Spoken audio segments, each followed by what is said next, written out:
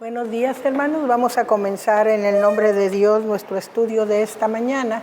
Muy bien, vamos a comenzar con el capítulo 9. Sí, por favor.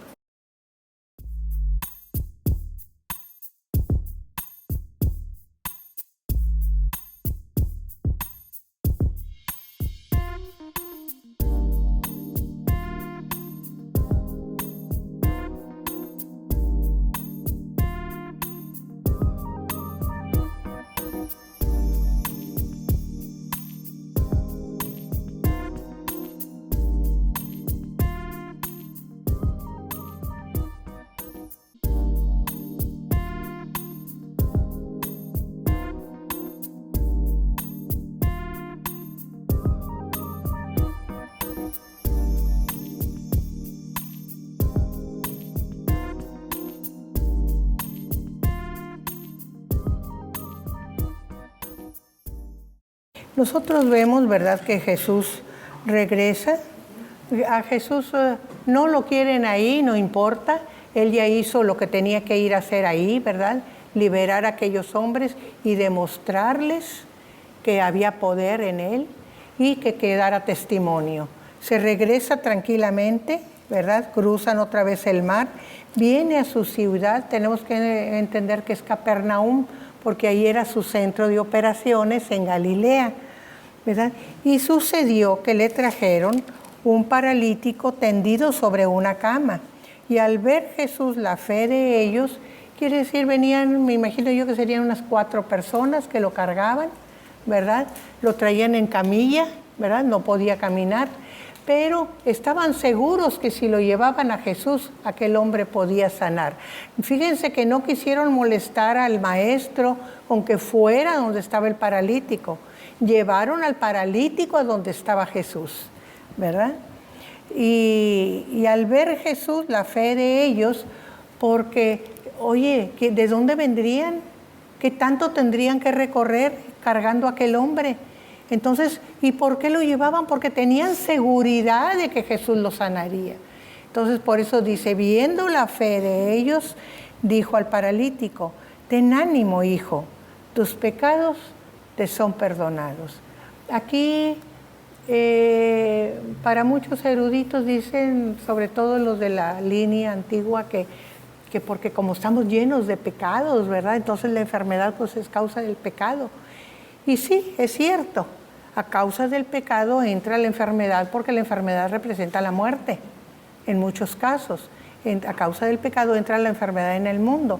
Pero como Jesús dijo, no porque hubiera pecado expresamente tal persona es por lo que le viene la enfermedad, ¿verdad? Sino, como dijo en alguna ocasión, para testimonio, ¿verdad?, del poder de Dios, ¿verdad? Entonces, de todas maneras, aquí Jesús empieza por la tranquilidad del alma. Aquel hombre que tuviera tranquilidad, tus pecados te son perdonados, ¿verdad? Entonces, esto provoca problemas y Jesús lo sabía, ¿verdad? Jesús sabía que iba a provocar problemas, porque nos sigue diciendo la lectura. Entonces, algunos de los escribas decían dentro de sí, blasfema, porque para ellos dar la sanidad solamente Dios la podía dar. Y dar la salvación y perdonar pecados también, solamente Dios. ¿Cómo un hombre se atrevía a ocupar el lugar de Dios? Esa era la blasfemia, ¿verdad? Blasfema. Y conociendo Jesús los pensamientos de ellos, dijo, ¿por qué pensáis mal en vuestros corazones? O sea, no estaban abriendo el corazón y abriendo la mente, sino estaban juzgando según sus propias ideas, prejuicios, su propio régimen, su propia cultura, su propia manera de ser, de vivir su fe, ¿verdad? Porque, ¿qué es más fácil decir, los pecados te son perdonados, o decir, levántate y anda? O sea, él podía haberle dicho al enfermo, levántate y anda, ¿verdad? Pero no, le dijo, tus pecados te son perdonados, ¿verdad? Entonces aquí la cuestión, hay una cosa que para nosotros no es clara. Son dos cosas diferentes, sanar y salvar. Pero en el hebreo, el verbo para sanar y el verbo para salvar es el mismo, ¿verdad? Entonces, ser sano y ser salvo es la misma palabra. Según el contexto es la interpretación que se le da, pero la palabra es la misma. Por eso Jesús está jugando con las palabras aquí, ¿verdad? Como nosotros a veces jugamos con las palabras que significan cosas diferentes según el origen de la palabra, ¿verdad? Entonces, les hace esa, ¿qué es más fácil decir, verdad? Y les digo, el verbo es el mismo, para sanar y para salvar.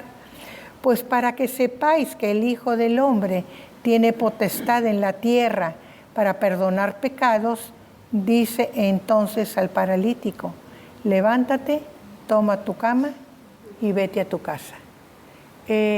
Aquí Jesús les está demostrando que, como dice aquí el pasaje, tiene poder, tiene potestad en la tierra. Él tenía poder en el cielo, pero también en la tierra, ¿verdad? En la tierra también tenía poder. Tiene poder en la tierra para perdonar pecados. Le dice al enfermo como demostración, levántate, anda, toma tu cama y vete a tu casa. O sea, vete por tu propio pie. Te trajeron en camilla, pero te vas caminando, ¿verdad? Entonces, era para demostrarles a los de corazón duro que Él tenía poder tanto para sanar como para salvar, ¿verdad? Para perdonar pecados. Muy bien, vamos a seguir con la lectura. Un detalle. ¿Sí? Lo primero el primer comentario que hace aquí es no que admira, pero que pone en valor la fe de los que lo trajeron, no del paralítico que es el que está en necesidad, pero los que fueron el conducto para que él llegara a Jesús. Entonces a veces la gente se le olvida que cuando está en necesidad son otros los que te llevan a poder salir de aquel problema. Y entonces piensan, es que yo soy pobrecito, yo soy la víctima, yo soy el que necesita. Sí, pero los que vienen delante de ti abriéndote el camino para que tú tengas acceso a aquello que estás buscando, sí, es importante. Esto es lo que Jesús primero reconoce y digamos que les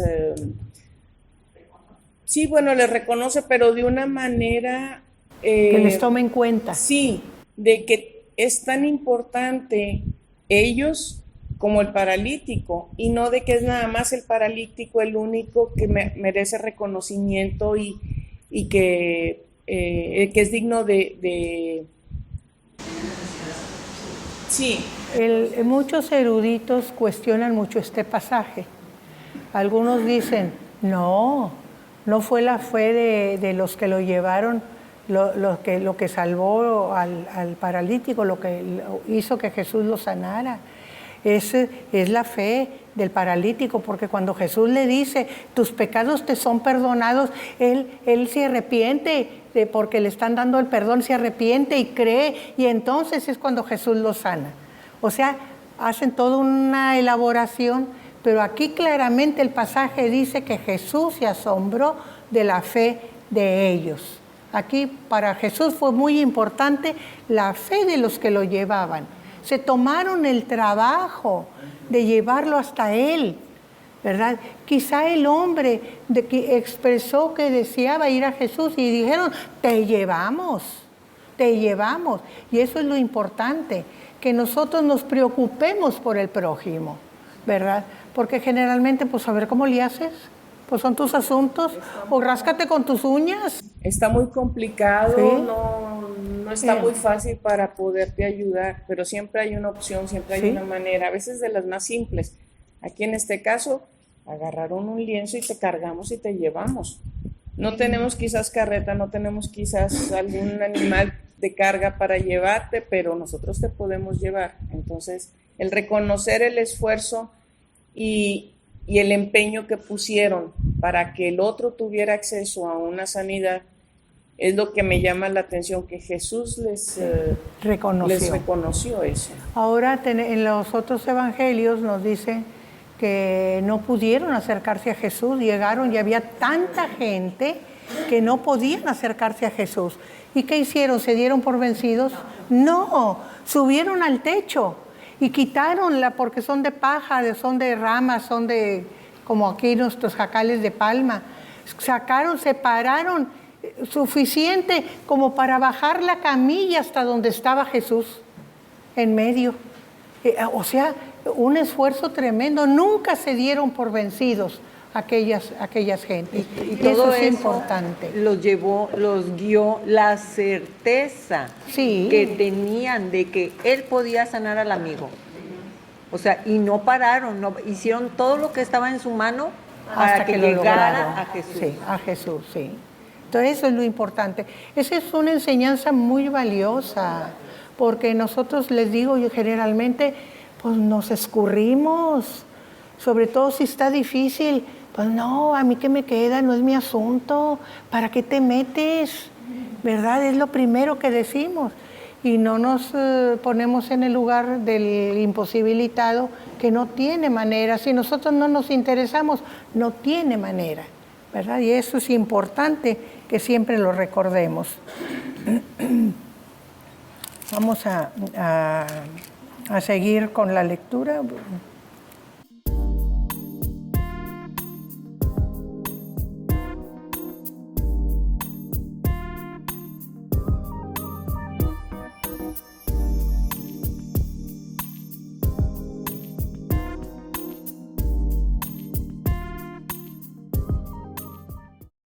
Dice, entonces él se levantó, o sea, rapidito, aquel paralítico que no podía ni moverse, se levantó. Dice los otros evangelios que agarró su cama debajo del brazo y se fue a su casa. Hasta eso le criticaron, ¿verdad? Los religiosos, ¿verdad? Se levantó y se fue a su casa. Y la gente al verlo se maravilló y glorificó a Dios. Los milagros de Jesús tenían dos propósitos. Uno, misericordia. Tenía compasión de la gente y usaba de misericordia con la gente. No se quedaba en el sentimiento, sino iba a la acción. Tenía misericordia y los auxiliaba en sus necesidades. Y la otra es que glorificaran a Dios por cada cosa que hacía. Entonces, eso eran los dos motivos importantes que tenía el demostrar su poder, ¿verdad? Que glorificaban a Dios. Y eso es muy bueno en el pueblo judío, ¿verdad? Que siempre se le reconoce a Dios que Él es el que hace la acción, ¿verdad? Entonces, el pueblo, la gente glorificó a Dios que había dado que había dado tal potestad a los hombres. Y aquí, ¿por qué? Dice, Dios está desparramando todo su poder para que gente que vemos y palpamos pueda hacer tales cosas, porque veían a Jesús como un hombre como ellos, porque así vino a ser Jesús como uno de nosotros, pero con un poder especial de Dios, ¿verdad? Entonces empezaban a percatarse que no era un hombre común, pero todavía no les caía del todo el 20 de que qué tan especial era Jesús. Muy bien. Seguimos con la lectura, versículo 9.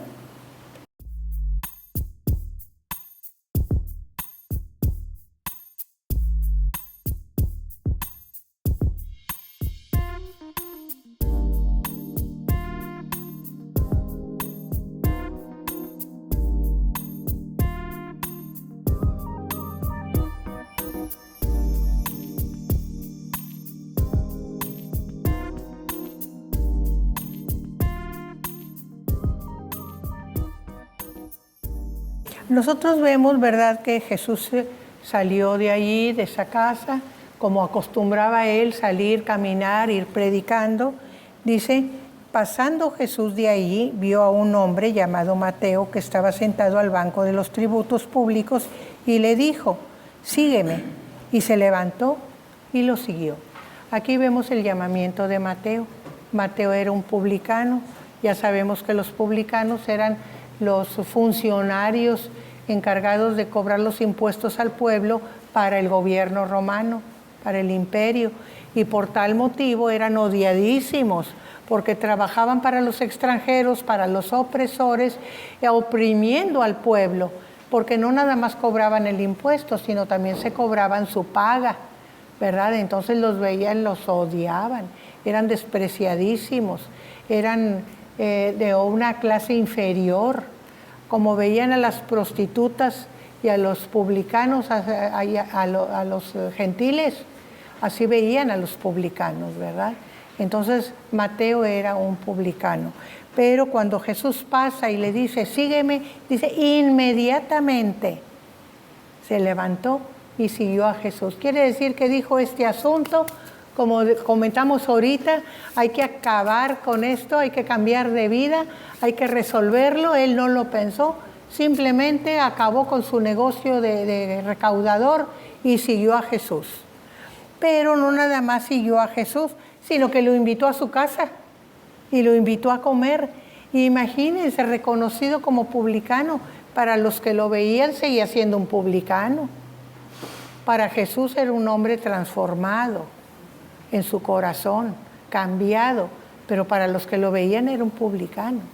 Entonces, él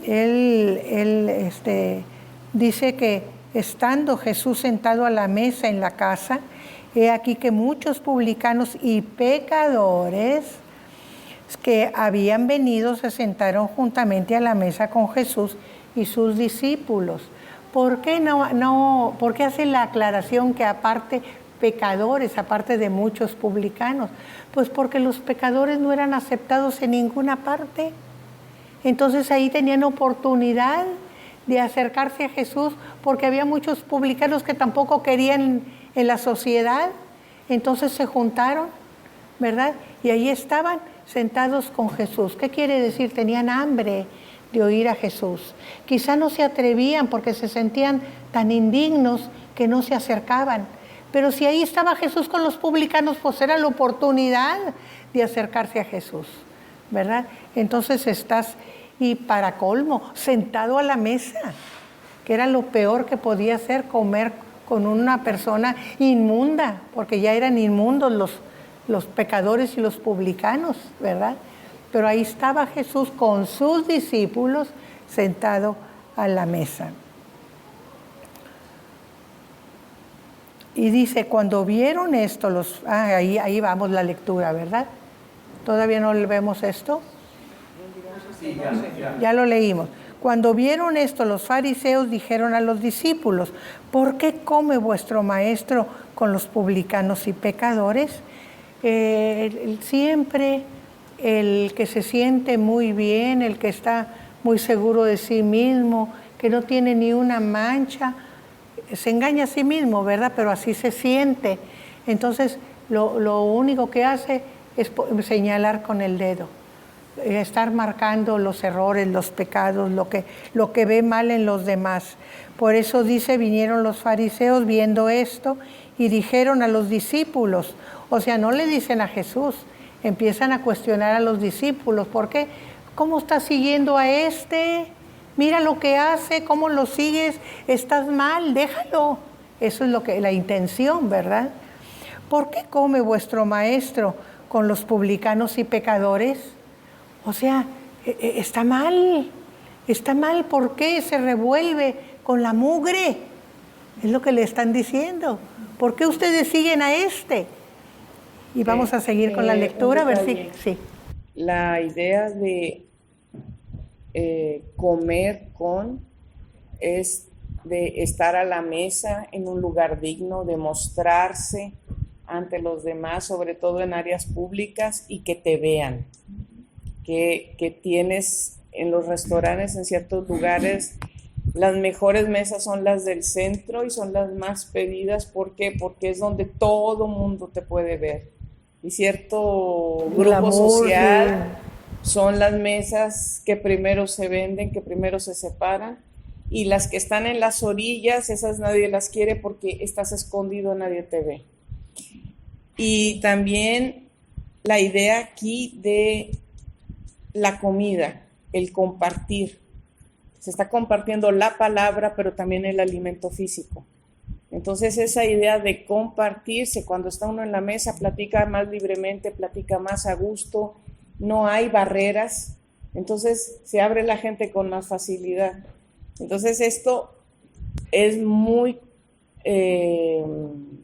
peculiar de que la imagen de a la mesa, de te invito a comer con, entonces que eres alguien importante, que te van a ver, pero voy a compartir contigo algo más que el simple alimento. Entonces, es muy especial la imagen de compartir en la mesa o invitarte a comer. Por eso se cuidaban tanto los judíos, ¿verdad? De que nada más puros judíos y puros judíos limpios, ¿verdad? Que no los vieran, ¿verdad? Y aquí Jesús se muestra a todos con aquellos publicanos y pecadores. Vamos a seguir con la lectura, versículo 12.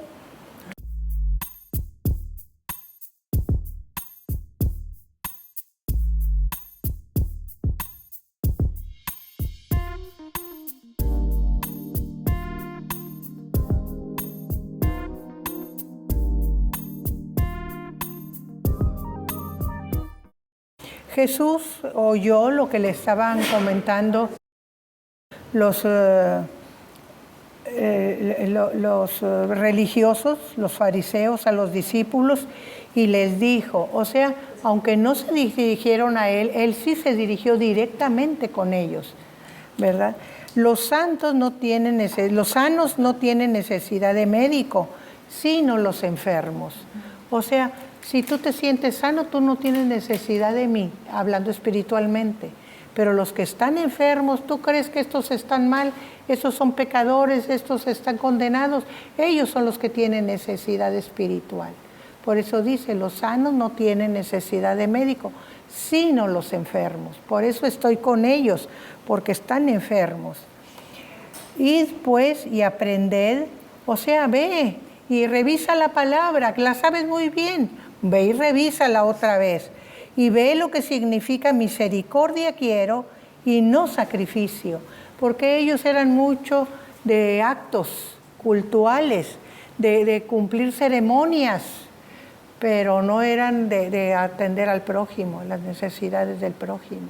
Entonces misericordia quiero, que era lo que usaba Jesús con la gente, misericordia. Ve y revisa lo que significa misericordia quiero y no sacrificio. Dice el pasaje allá en el Antiguo Testamento con los profetas, dice el Señor, aborrezco sus ceremonias y sus actos y sus ofrendas, las aborrezco, porque ustedes no tienen piedad con los demás, porque no se ocupan de la viuda, del huérfano, sino que los atropellan. Los aborrezco, y eso es lo que está diciendo Jesús. Misericordia quiero y no sacrificio. Muchas ofrendas en sacrificio, muchas cosas, pero nada de buen corazón para con el prójimo, ¿verdad? Y entonces le sigue diciendo, porque no he venido a llamar a justos, sino a pecadores al arrepentimiento. Y aquí es una llamada de atención para decirles, ustedes se sienten justos y ustedes no se sienten llamados por mí porque no reconocen su pecado que hay en ustedes. Ustedes son malos y no lo reconocen. Entonces yo he venido, ¿verdad?, a llamar a pecadores. ¿Para qué? Para que se arrepientan, porque es precisamente el arrepentimiento, el reconocer que estoy mal, lo que me da acceso, lo que me abre la puerta para llegar a Dios, ¿verdad? Entonces aquellos justos, entre comillas, que no reconocían lo que tenían mal en su corazón, no sentían necesidad de ir a Jesús, ¿verdad? Y entonces criticaban que Jesús se dirigiera con los que sí se arrepentían. ¿Por qué? Porque reconocían su pecado, ¿verdad? Eso es lo importante, reconocer que no estamos bien delante de Dios. Y muchas veces, sobre todo la gente que es de afuera, que no conoce al Señor, dice, pero si yo no le hago mal a nadie, pero ¿cuántas cosas piensas mal? ¿Y cuántos sentimientos malos expresas hacia los demás? Y todo eso es pecado. Ya no es de acción, pero sí de pensamiento y de sentimiento, que son las raíces precisamente de las acciones, ¿verdad? Entonces todos tenemos necesidad de arrepentimiento, ¿verdad? Para poder acceder al perdón de Dios, a la reconciliación con Dios. Sí.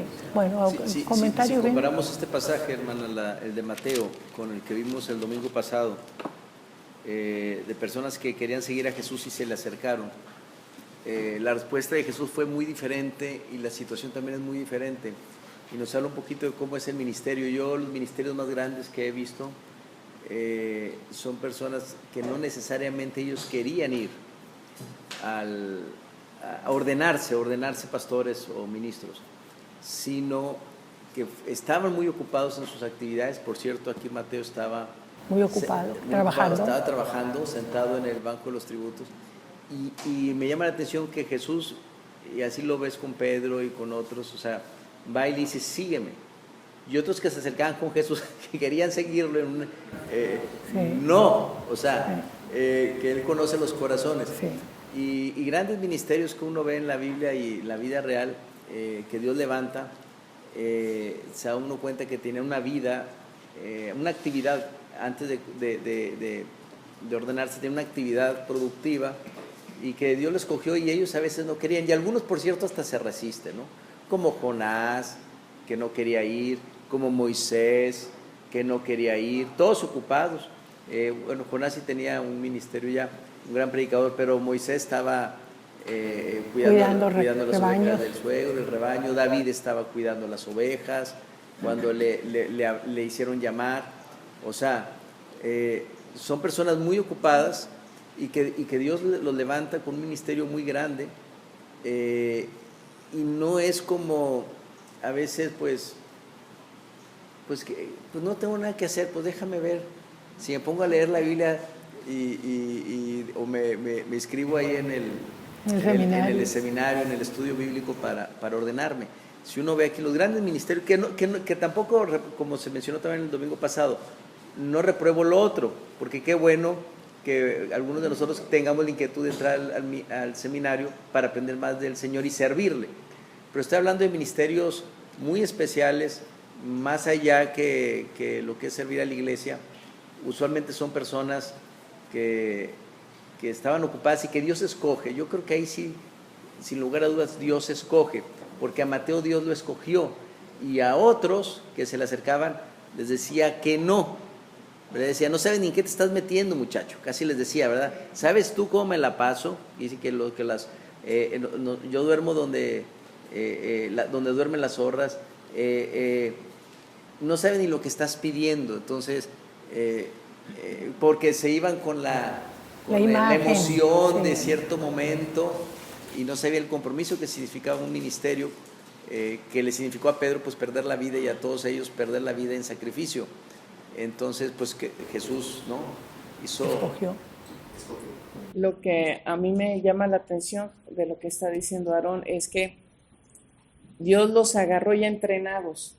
Tenían un trabajo difícil que no mucha gente apreciaba o que no era bien visto por mucha gente. Entonces, el ser atacados públicamente por el tipo de actividad que era quizás reprobatoria para algunos y loable para otros, ya tenían un poco esa coraza para enfrentar ese tipo de rechazos y la carga de trabajo, y que no cedían a pesar de la carga de trabajo. Cuando uno trabaja para el Señor, está subiendo el Everest de rodillas por la cantidad de trabajo que tienes delante de ti, que uno no ve a veces, y gracias a Dios que no la ve uno. Si no, luego decía, Señor, ¿sabes qué? Ahí te lo dejo. Entonces, el Señor ya los encontraba entrenados y decía, este va a aguantar, este sí puede. ¿Por qué? Porque lo que está haciendo ahorita no es fácil, ven para acá, tiene disposición, ven para acá. Entonces, por eso lo que dice Aarón, de que no se los agarraba rascándose la panza ni tomando ahí la sombrita tranquilamente. Y hay personas que buscaban a Jesús y Zaqueo, la samaritana, pero no los llamó al ministerio.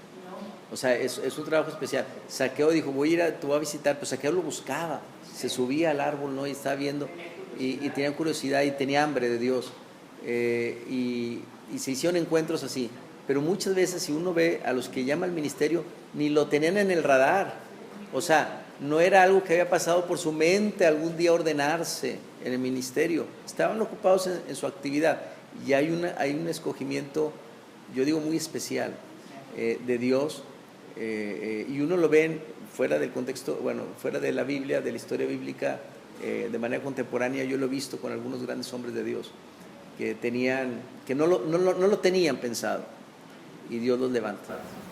Sí, recordemos siempre, este pensamiento quiero que se lo lleven, que Dios busca gente ocupada. Dios no busca gente desocupada, esa no le sirve, ¿verdad? Sino gente ocupada, que no tengo tiempo, no, esa es la gente que busca a Dios, la gente que no tiene tiempo, que está muy ocupada, esa es la que le sirve al Señor. Así que llevémonos ese pensamiento de que si estamos muy ocupados somos útiles para el Señor y dispongámonos a que nos use como Él quiera. Bueno, vamos a cerrar nuestro estudio.